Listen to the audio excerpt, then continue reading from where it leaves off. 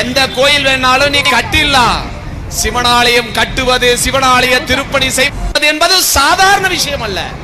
அவனை கும்புறதுக்கே அவனுடைய அனுமதி வேணும்.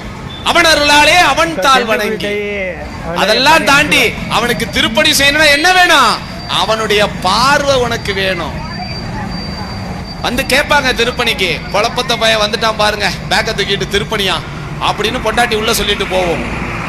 காதுல வாங்காத, அது ஊழ்வினை வந்து அவங்க மூலியமா நம்ம காதுல உறுத்தும். ஏன்னா நீ திருப்பணிக்கு பணம் கொடுத்துட்டீன்னா உன் பாவம் அறுபட்டு போயிடும். இது சத்தியம். எப்படி இந்து தர்மத்துல ஒன்னே ஒண்ணுலதான் பாவம் அறுபடுகிறது, அது திருப்பணி என்கின்ற செயலில். அதனாலதான் பல செல்வந்தர்கள் வெளிநாட்டுக்கு போறான், கோடி கோடியா அள்ளி கொடுக்குறான். போய் தமிழ்நாட்டை சிவாலயத்தை கட்டு. அவன் பைத்தியமா?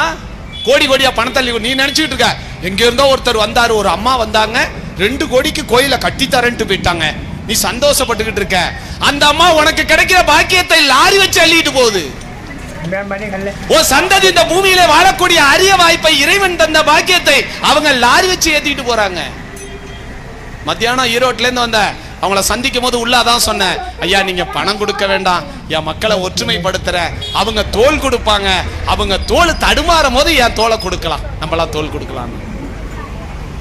நல்லா புரிஞ்சுங்க. முதல்ல நீ தோல் கொடுக்கணும்.